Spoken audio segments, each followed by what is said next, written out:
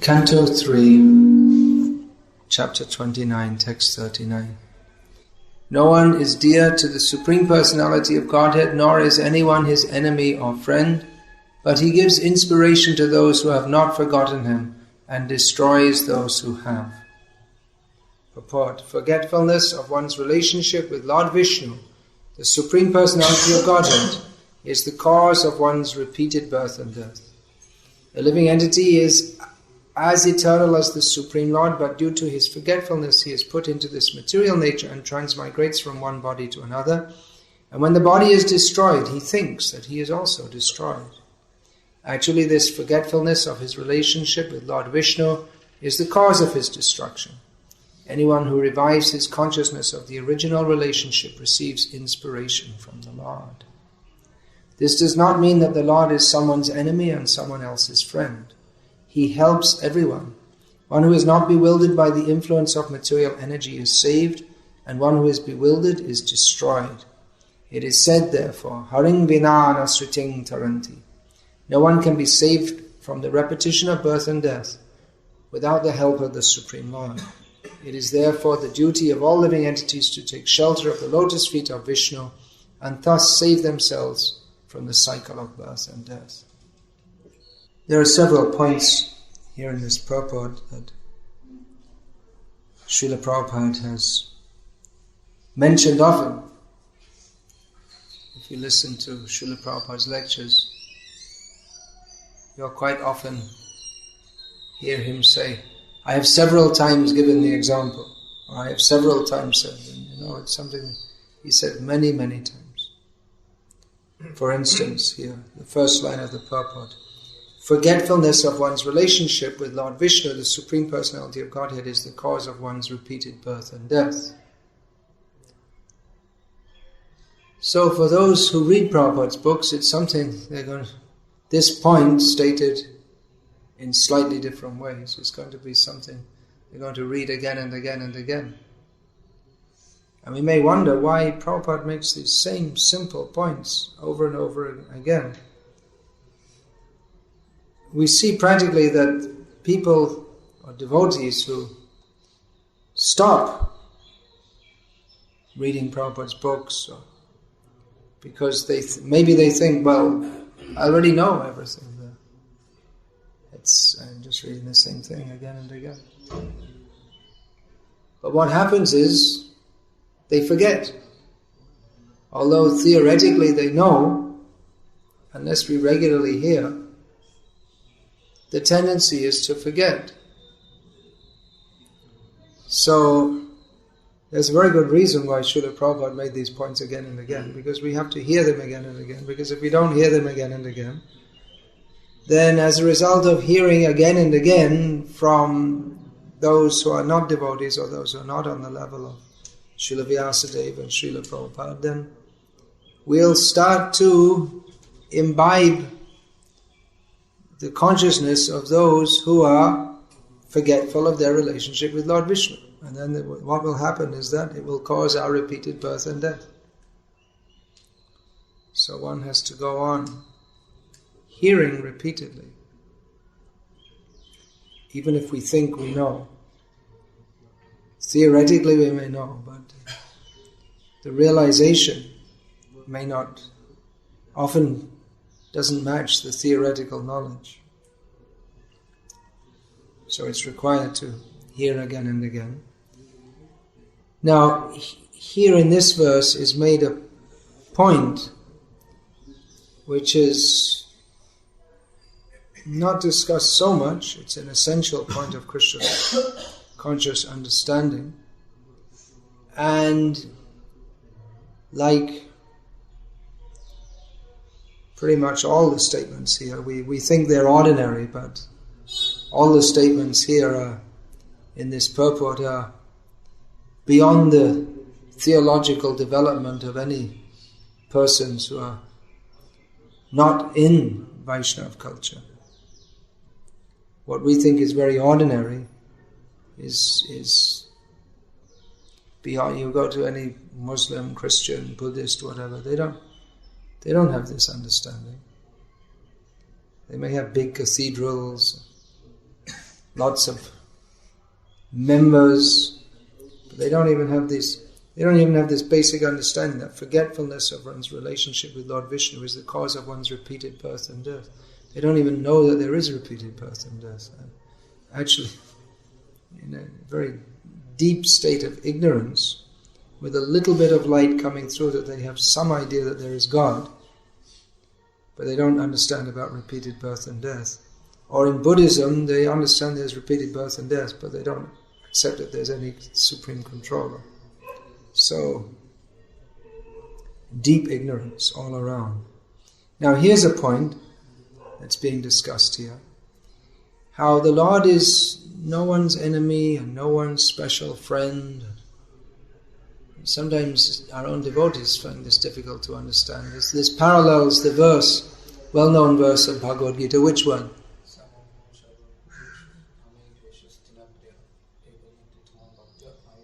Mayite te shuchapyaham, in which the Lord says that I am equal to all. I don't favor anyone particularly over anyone else. But if one approaches me as a devotee, then I reciprocate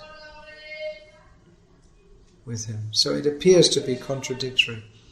But it's not. It means that the Lord's mercy is open to, as Paramatma, He is Upadrashtanumantacha. He is the neutral overseer of everyone's actions, and He gives everyone their reward, whether it's good or bad. So He's neutral. You know, one non-devotee slaps another non-devotee in the face, and the Lord is neutral. He gives, all right, that's as one person's karmic stock lessened and another one's increased. He doesn't think, just like some people think, well, the Jews are the chosen people of God, so He favors them. Or because you belong to a certain church, people think that, well, God will save us because we belong to this church. Or we're Christians and everyone else has to burn in hell.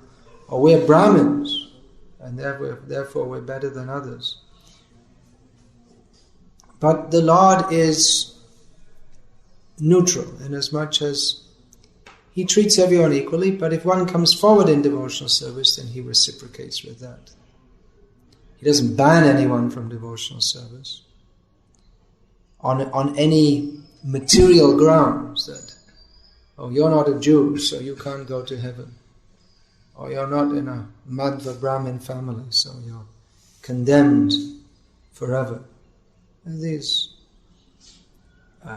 strange ideas, because people don't have clear spiritual knowledge, therefore they bring their material way of thinking even when they have to speak about the Supreme Lord. They may use the word spiritual, but they have no clear understanding of what it means to be spiritual.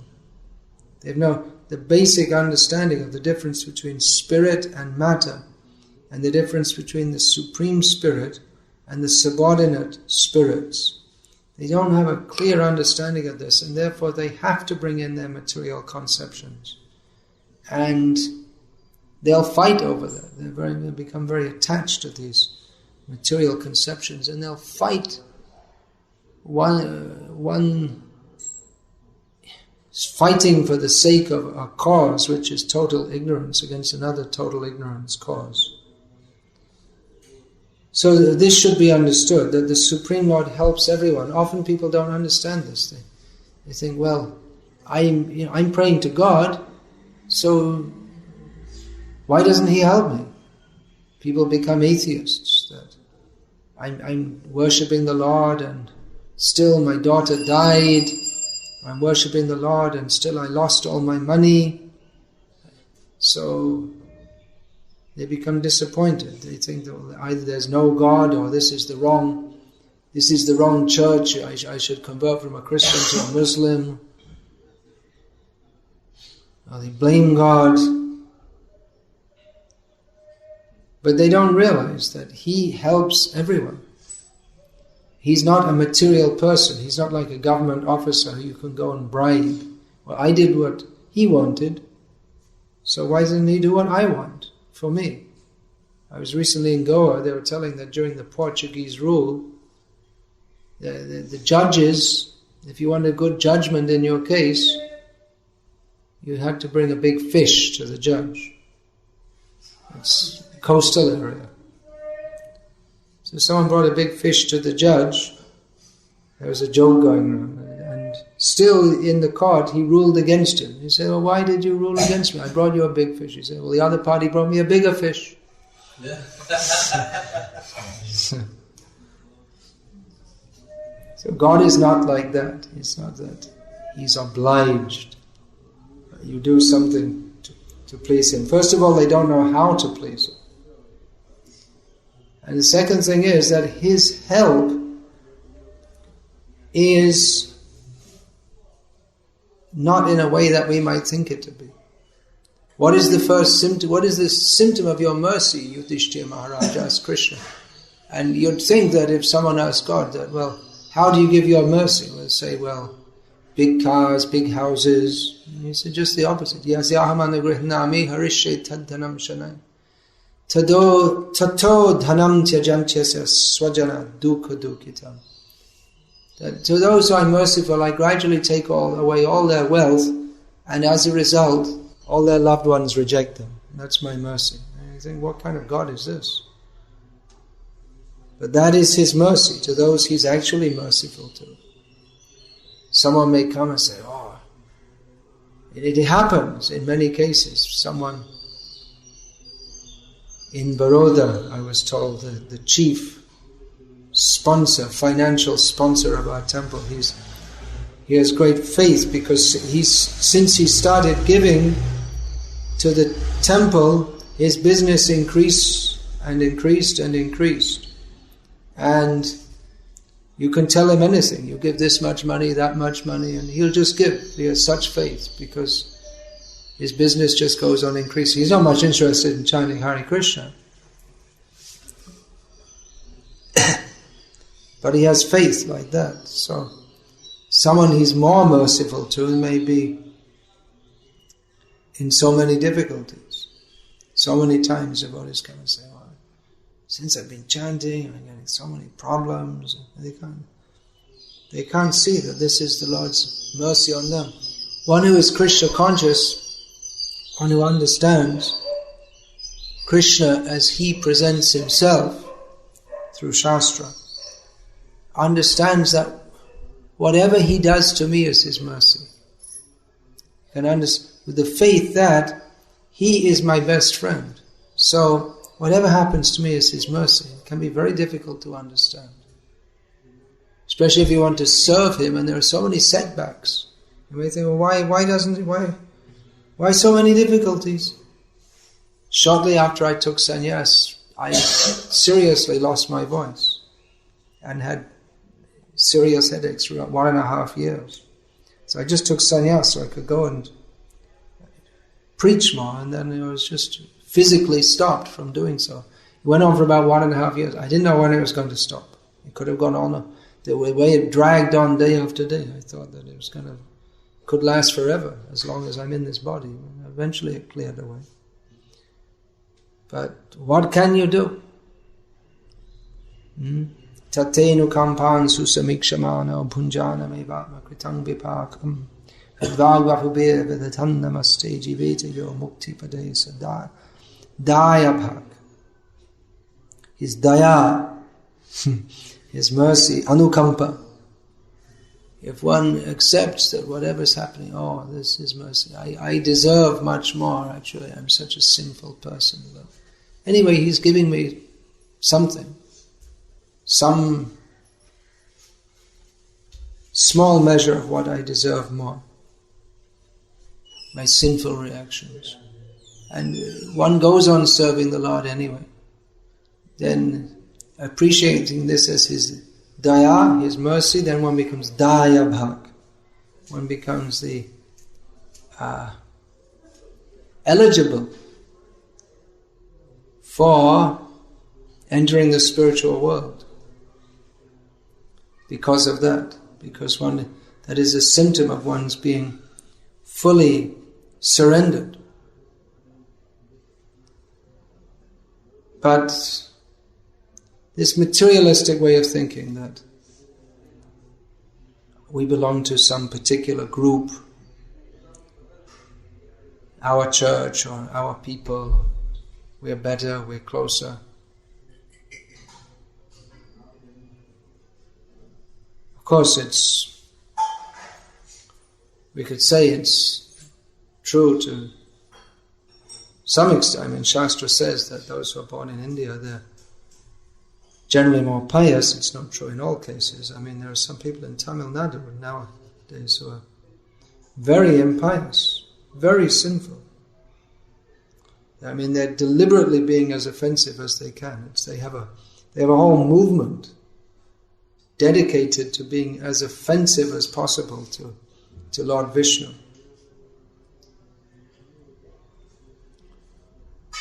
So it's not that everyone in India is pious, but it's generally considered a better opportunity for taking to Krishna consciousness. We don't get at any of our temples in the West more than a lakh of people coming on any single day as we get in some of our temples in India. Of course, other countries have less populations also. That's also a consideration. But even in the Western countries, or countries outside India, when we get many thousands of people, it's often the majority are of Indian origin. So we can see that the tendency to be attracted to Krishna, mostly superficially, we can say to a large extent, because most people who come are not very serious about taking to Krishna consciousness. And gradually, with preaching, that can become a more serious commitment. So, that is there. But then if one thinks that, well, we're Indians, and who are all these people? Or the other way either. Prabhupada, if you see in his books, there's a lot of encouragement for Americans. And we don't find anything in Shastra about America. But Prabhupada was preaching there, and he would encourage that you have taken to this. Now you spread Krishna consciousness all over the world, because he saw they had some energy to get up and do something. So he appreciated that, and he encouraged. Srila Prabhupada encouraged everyone. I mean, there are so many cases of devotees who Prabhupada encouraged, who no one else really wanted to deal with them even, because they're so crazy. I mean, a lot of Prabhupada's disciples who were living in the temples were, compared to nowadays who live in the temples, they wouldn't be allowed actually. Because most of Prabhupada's disciples were, until shortly before they joined the temple, maybe even a few minutes before they joined, taking intoxication. I mean, there's one case, someone told me that, said, okay, I'm going to go and join the temple, but you're just standing outside the door and smoking his last joint. That's, joint means a cigarette with marijuana in it, ganja or whatever it's called. And then he went in and joined. So it has this kind of intoxication has a certain kinds of effect on the consciousness. This is why people take them, and it makes you somewhat crazy. So many of the devotees were somewhat crazy, you could say, and Prabhupada tolerated that in many cases. There were limits, but Prabhupada was very merciful, especially in the beginning, and then later on he gradually became more strict. But Prabhupada was very concerned to see that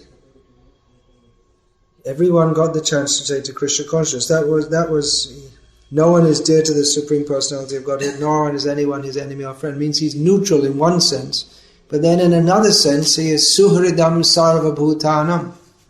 In his role as Vishnu, the Palankarta, he oversees the maintenance of the material world. He's neutral in as much as he doesn't favor anyone, or they're just in dispensation of punishment and reward. He's neutral, just like you see. That's a Western figure, I believe, the figure of the statue of justice. They show holding a scale and the blindfold is there. So there's a sword in one hand and then a balance in the other hand. So the idea is that the blindfold is there, means they don't, oh, this is my friend, this is my enemy, now is my chance to punish this person. Even I heard in America sometimes some judge would refuse to hear a case because they say, well, I knew this person 20 years ago, so it's a conflict of interest or something like this. He said it's not ethical for me to hear this case because I could be biased towards this person, something like this. So the idea should be completely neutral. But on the other hand, the well-wisher of all, even the justice in the court, his neutrality is a symptom of his being a well-wisher of all.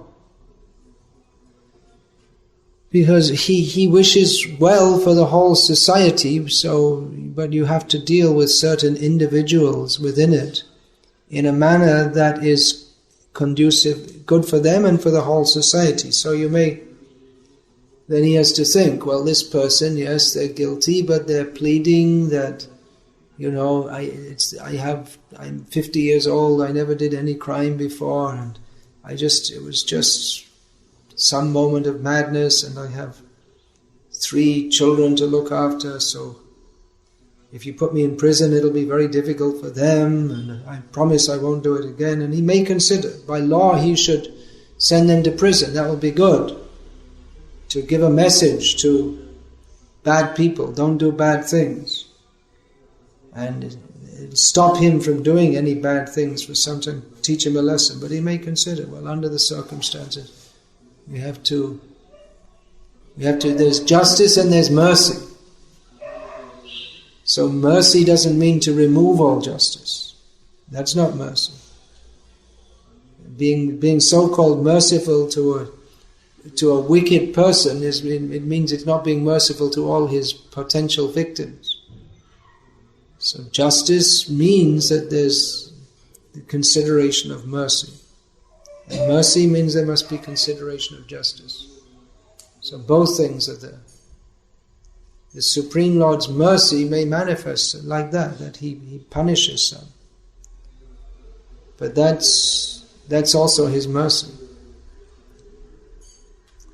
Now one who comes toward him with the idea of serving, then he's more merciful because he doesn't, just like we see Prabhupada as the representative of the Supreme Lord, that just that someone has some tendency to begin to serve Krishna, he wants to encourage that.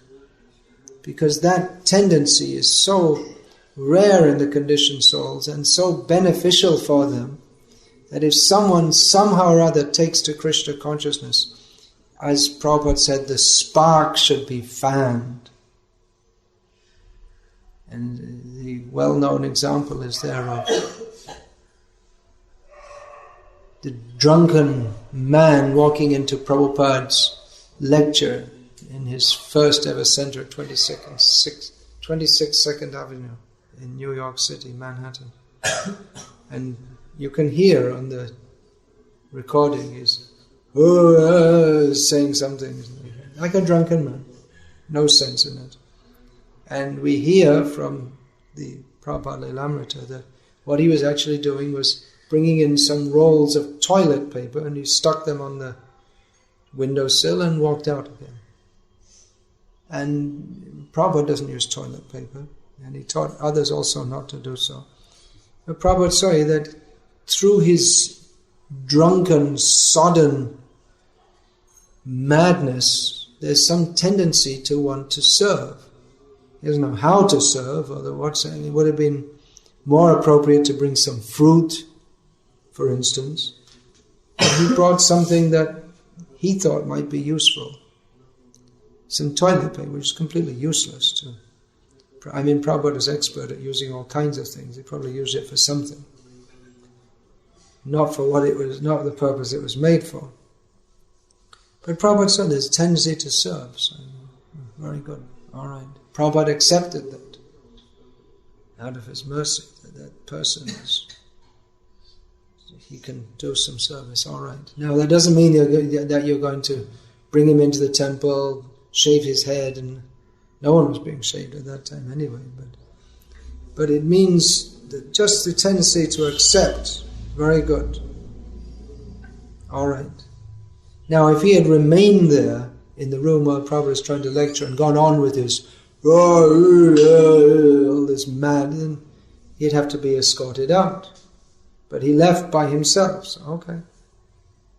So, knowing how to deal with people appropriately so as to bring out their dormant tendency to serve Krishna. That is the art. What is that? Jiva viparita ruchi parivartankara.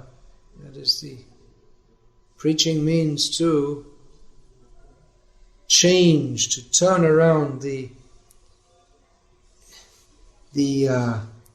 opposite tendency, the taste that the jivas have, the bound souls have, their taste or their tendency, their inclination, which is now is completely opposite to what it should be, to turn it around to the right direction. Instead of being bahyamukh, turned away from Krishna, how to make them unmukh.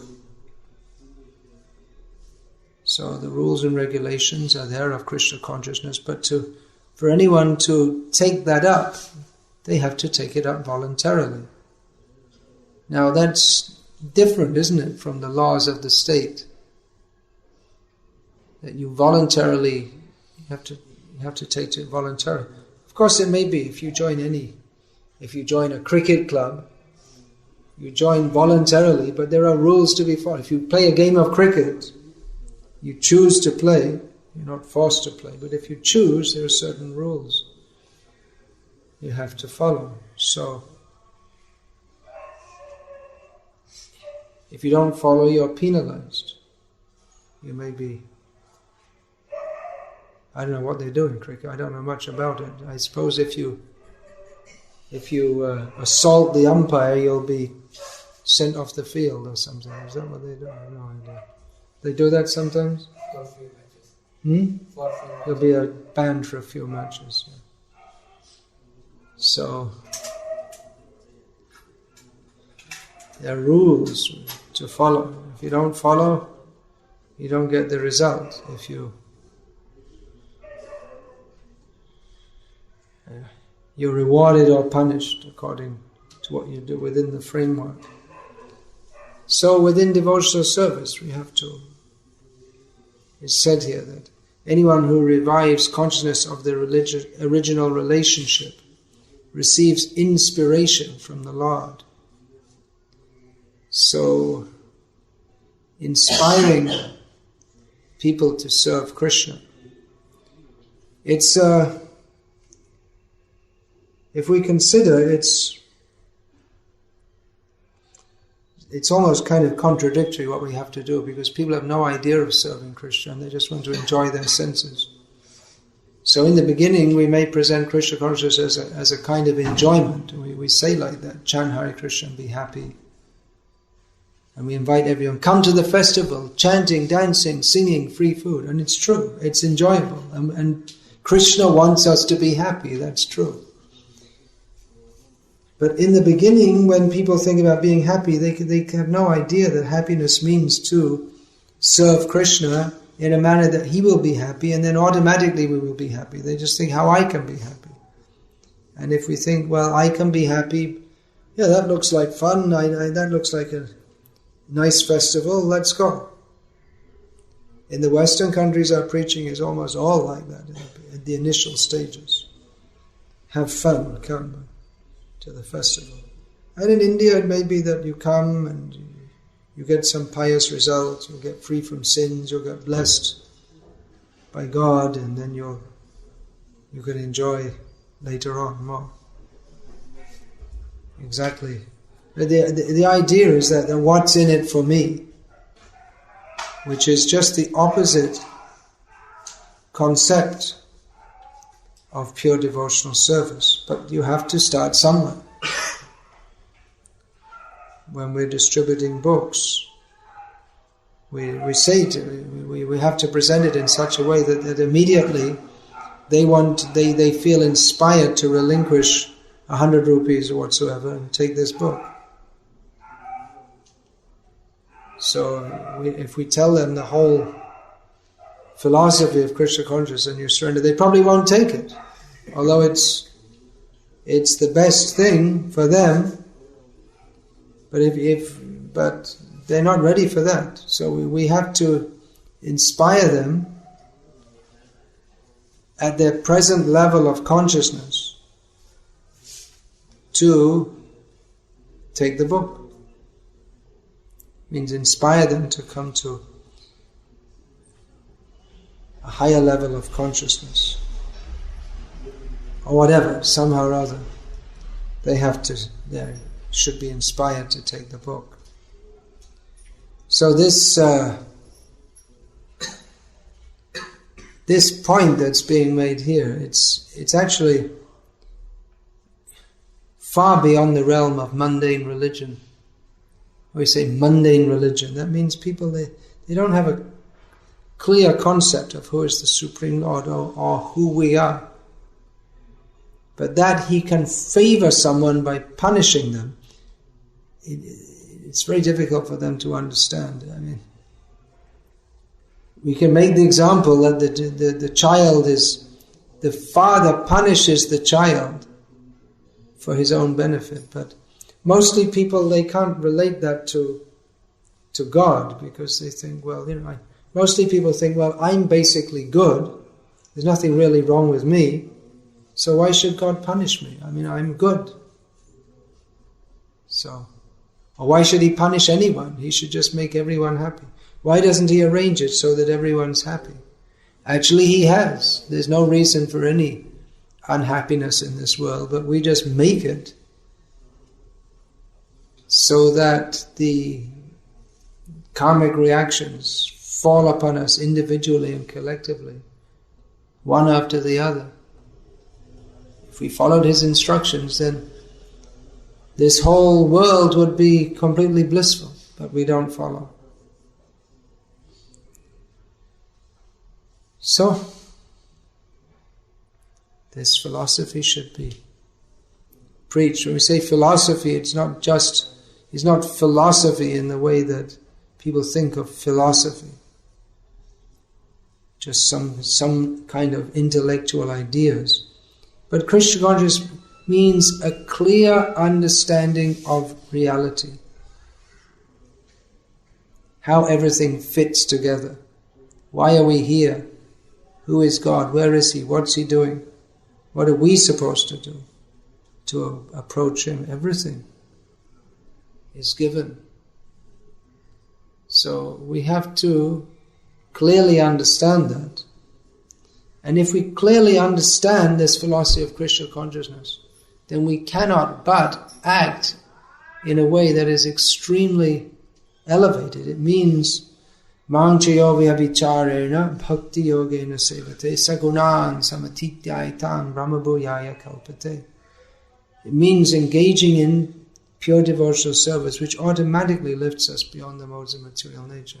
But again, people of mundane consciousness, they can't see that, they can't understand that, and they presume that when they see a Krishna conscious person, they can only but ascribe mundane motives to him. They can't understand.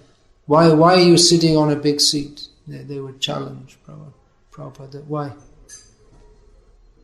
Or in one interview with press reporters, Prabhupada was sitting just like this, just very slightly above them. And they asked, well, often the gurus, they sit on big seats, so why are you sitting on a big seat? Prabhupada said, yes, the guru should sit on a big seat, but I'm not doing it because you are envious and you will criticize. He looked and said, because you are envious, I'm not doing so. This is a concession for you. Otherwise the guru should be respected as good as God. So he told like that. So they tend to ascribe material motives. So many, there's a famous example. They're criticizing Prabhupada, why are you coming in this expensive car? Prabhupada said, this car is not very good. God rides in a gold car. This is just a tin can. It's actually, they should have provided something better, but because this is the best according to your capacity, so I accept it. You're thinking a very expensive car. I'm thinking this is not very good. So in this way, they're unable to understand. Anyway, somehow or other the philosophy of Krishna consciousness should be spoken again and again and again, and gradually people may come to understand. If they understand, that is for their great benefit. Hari.